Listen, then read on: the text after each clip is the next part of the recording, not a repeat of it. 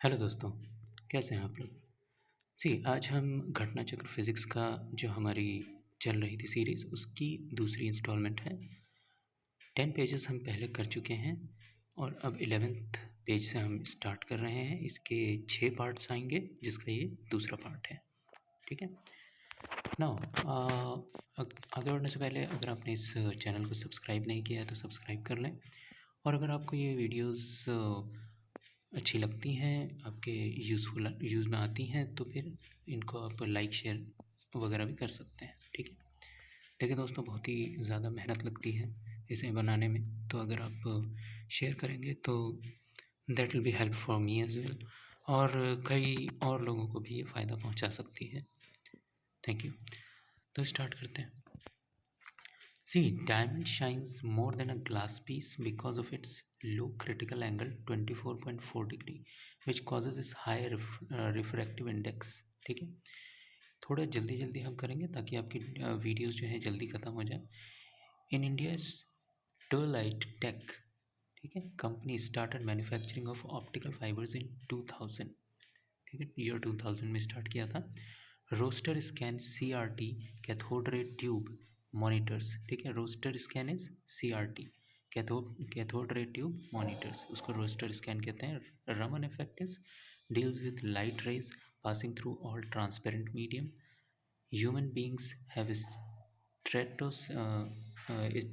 stereoscopic vision. Okay, stereopsis means having eyes at front of their head. ठीक है, जो सामने आईज होती हैं उसको कहते हैं stereopsis. Now, at sunrise, sun appears red due to scattering of light. Intensity of scattered light is inversely proportional to its wavelength. Rainbow is caused due to reflection, refraction, and dispersion of light in water droplets. Small glass beads fixed on traffic signals glows brightly when light falls upon them. Rainbow is located opposite to sun and cannot be seen at 12 noon. Nature of lens of submerged water bubble is unchanged. An air bubble in water whose surface is convex will act like a concave lens, okay, divergent lens. Refractive index of water is more than that of the air. Convex lens is also called converging lens यानी positive. Concave lens is diverging lens यानी negative. Least distance of distant vision about 25 centimeter for normal eye. Heat SI unit होती है joule. ये आपको formula है centigrade से Fahrenheit में बदलने के लिए। कभी कभी न्यूमेरिकल्स भी आ जाते हैं, खासकर BPSC में, तो इसे भी देख लेते हैं। Centigrade by 5 is equal to Fahrenheit -32/9। जो भी वैल्यू आपको दी होगी, या तो सेंटीग्रेड दी होगी फ़ारेनहाइट में बदलनी होगी, या फ़ारेनहाइट दी होगी सेंटीग्रेड में बदलनी होगी, तो आप पुट करके निकाल लेंगे। ठीक है। Next, melting point of ice is 32 degree Fahrenheit, boiling point of water is 212 degree Fahrenheit, melting point of wax is 63 degree Fahrenheit, melting point of iron is 1535 degree centigrade, boiling point of alcohol 78 degree centigrade, boiling point of mercury 357 degree centigrade. Latent heat of melting, energy to convert solid into liquid phase. ठीक है, latent heat of melting होती है।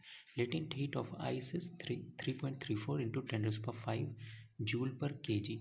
Latent heat of vaporization, energy to convert liquid into vapour.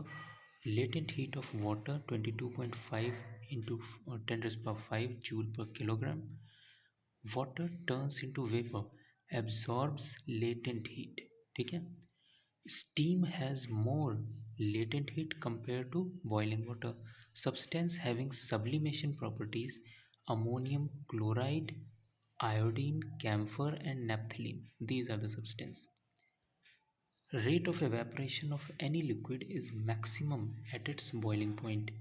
Liquid filled in the pot when evaporates receives latent heat of evaporation and the pot becomes cool. Convection, mode of heat transfer by actual motion of matter.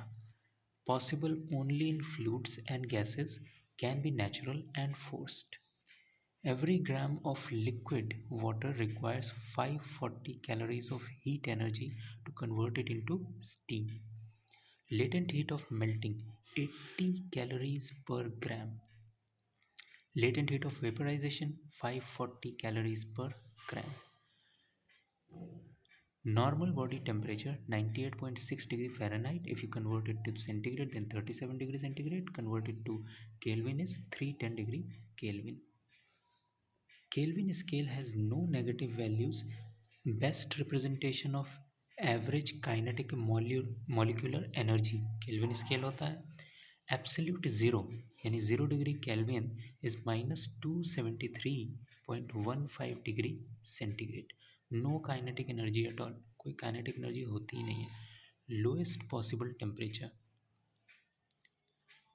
Ethylene glycol is organic molecule as antifreeze in automobile engines and as industrial solvent.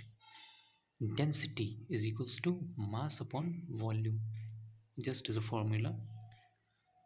Cast iron, ice, antimony, bismuth, and brass. Okay, these are the things, and these are the materials.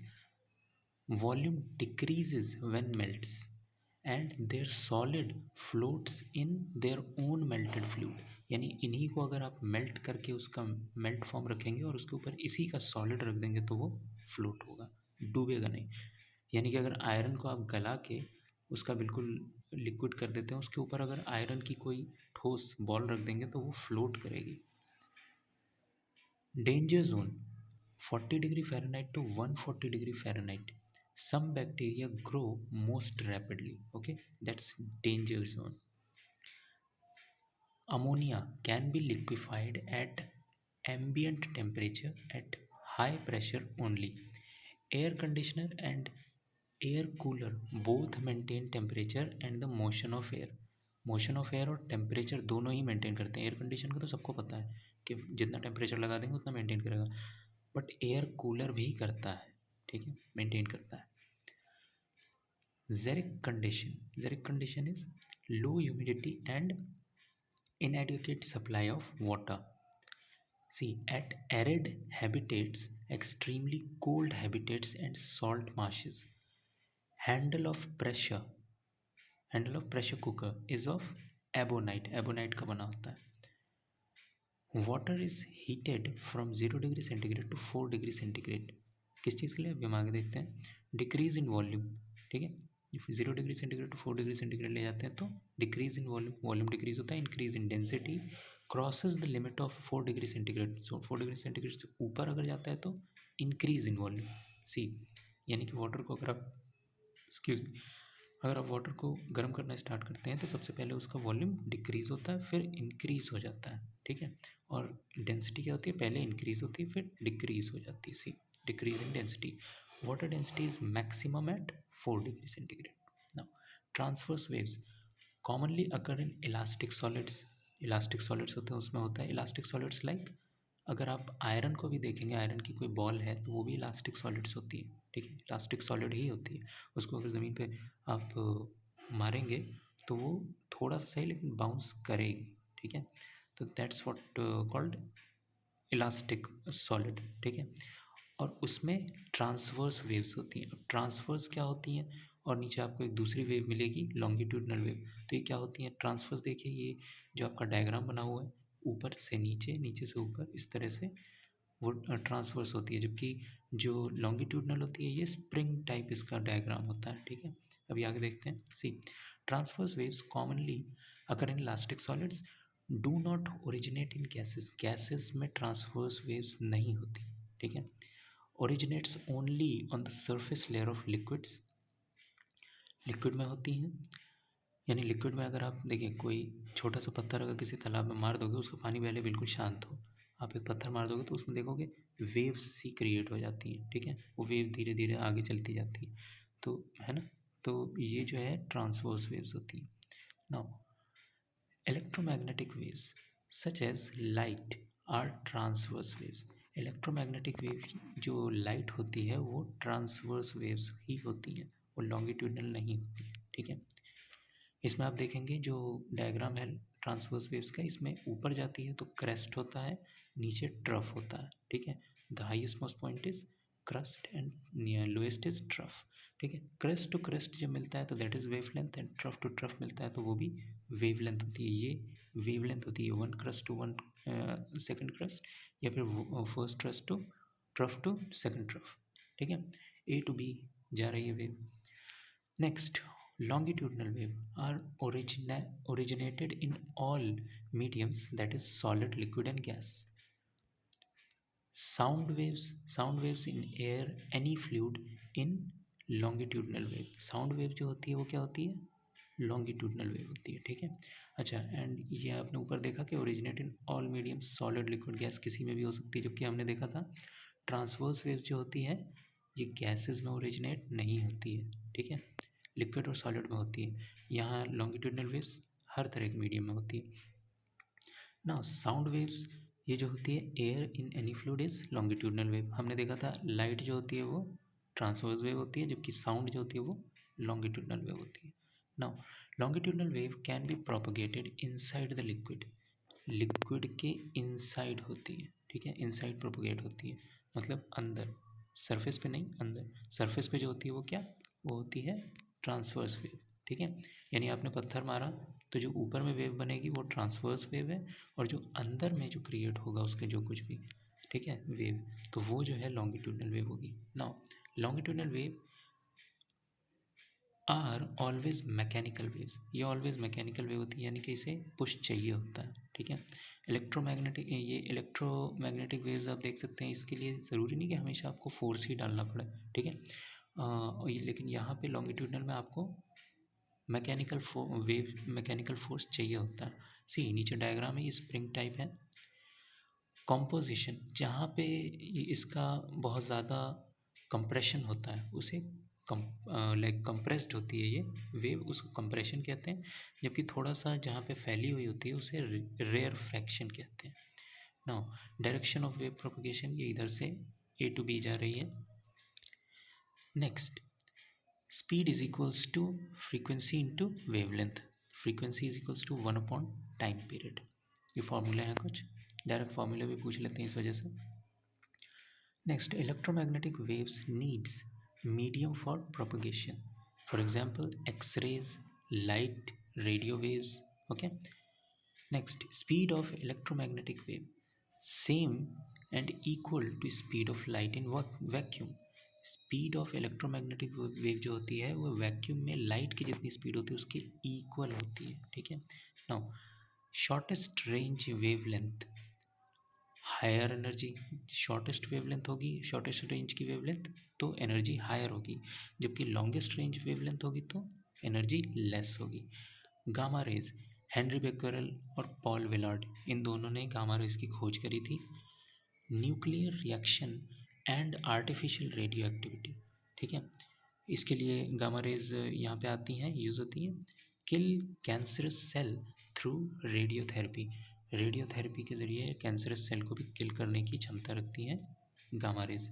X rays, field of medical and industries, X rays के बारे में आपको पता ही होगा, Röntgen ने discover किया था, W C Röntgen. इसलिए देखिए यहाँ पे हमने क्या किया है कि इन सभी सीरीज़ में जो भी चीज़ें नॉर्मली पता होती हैं लोगों को, ठीक है, लाइक उन्हें हमने यहाँ से हटा दिया है ताकि घटना चक्र को हम कम से कम नोट्स में बना सकें, ठीक है। आफ्टर ऑल ये इसी को कहते हैं कि लाइक क्विक रिवीजन। और कैसे करेंगे, लाइक अगर आप देखेंगे घटना चक्र की इतनी मोटी किताब है, ठीक है, कई चीज़ें उसमें रिपीटेड भी हैं, लाइक एक ही क्वेश्चन को जो है अलग अलग पीसीएस ने पूछा है तो वहाँ पे अलग अलग 10 बार उसे दे दिया है, ठीक है। बट उसके अलावा भी कई ऐसी बहुत ही कॉमन चीज़ें होती हैं, छोटी चीज़ें होती हैं जो कि नॉर्मली एक अच्छे प्रिपरेशन करने वाले स्टूडेंट को पता होती हैं, इसलिए हम वो चीज़ें स्किप कर देंगे और सिर्फ वो चीज़ें हम यहाँ पे लेंगे जो कि नॉर्मल से थोड़ा ऊपर के लेवल की होती हैं, जो कि बार बार आदमी भूल जाता है, right.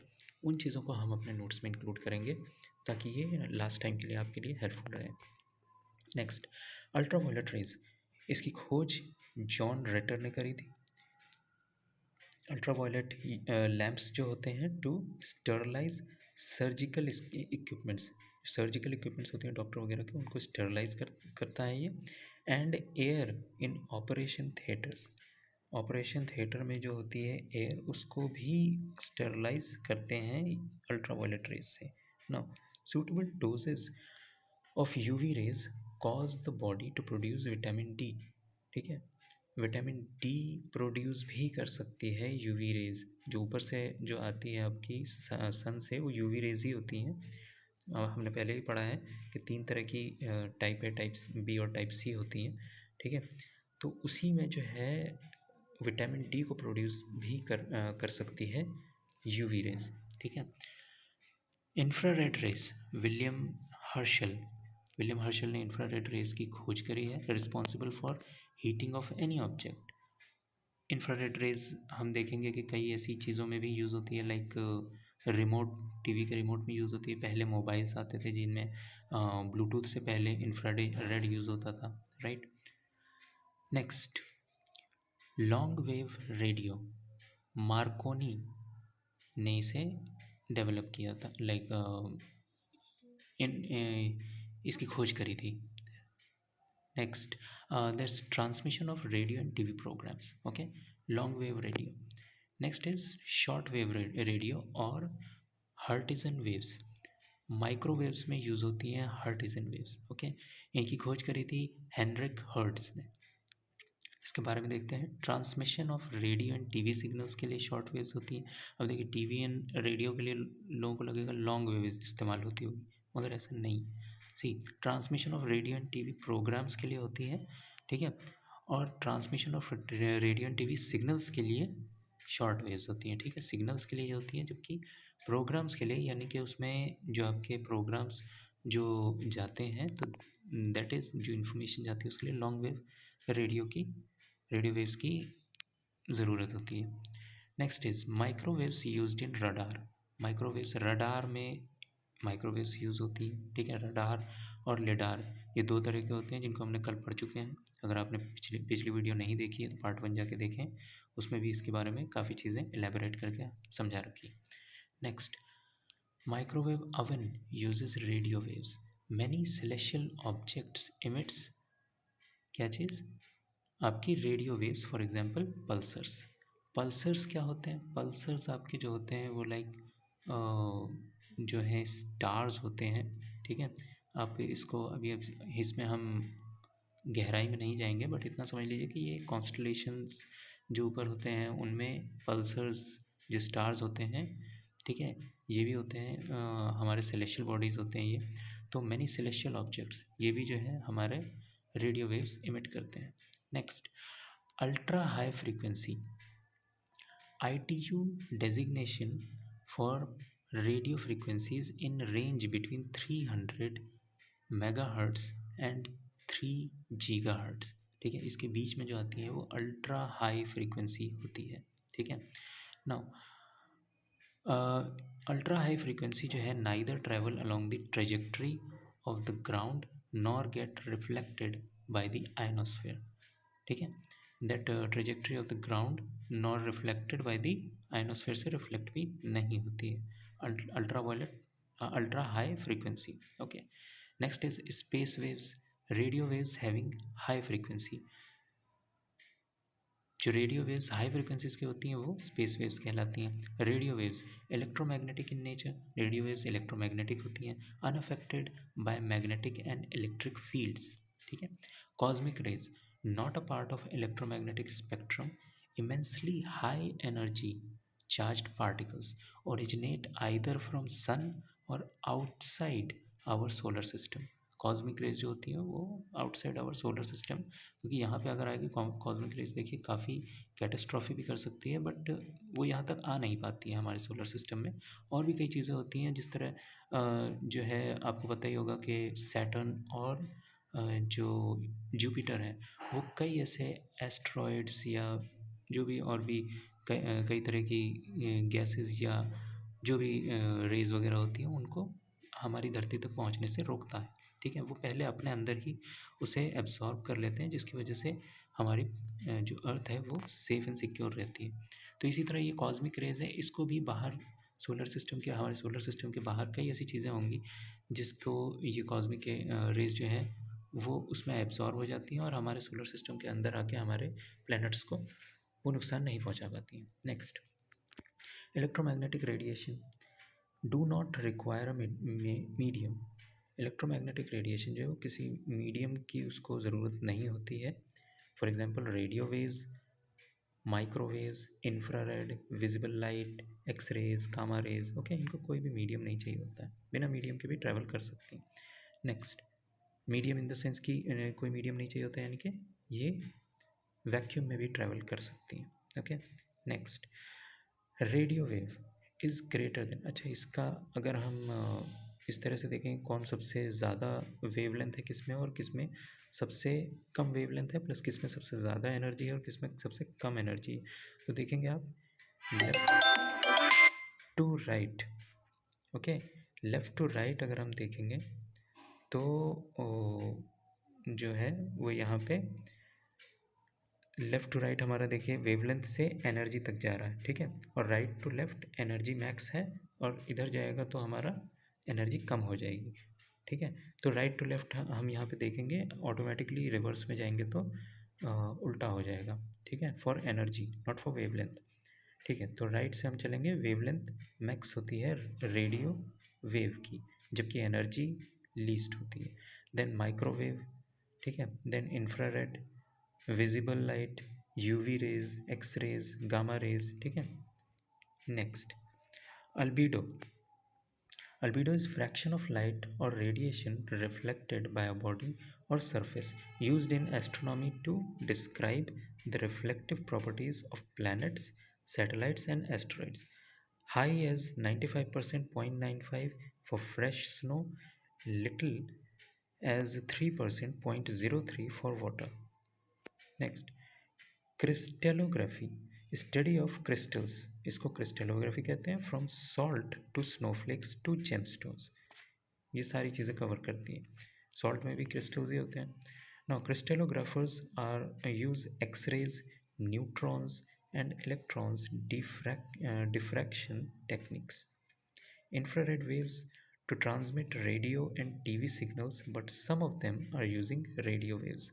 Microwave is often used for point to point telecommunications, both in terrestrial relays and satellite communication. Fine. Standard WHF FM band जो होता है, ठीक है, स्टैंडर्ड वो 87.5 से 108 मेगाहर्ट्ज़ के बीच में होता है, ठीक है, इंडिया में। और भी कई जगह ये बैंड यूज़ होता है। जापान में अगर आप देखेंगे तो 76 to 90 मेगाहर्ट्ज़ यूज़ होता है, ठीक है। OIRT बैंड ये ईस्टर्न यूरोप में यूज़ होता है, रशिया में और यूक्रेन में यूज़ होता है। इसका बैंड जो होता है ये 65.8 to 74 मेगाहर्ट्ज़ होता है। Next, radio waves have a very high long wavelength, but the presence of electrically charged ions in ionosphere facilitate radio communication.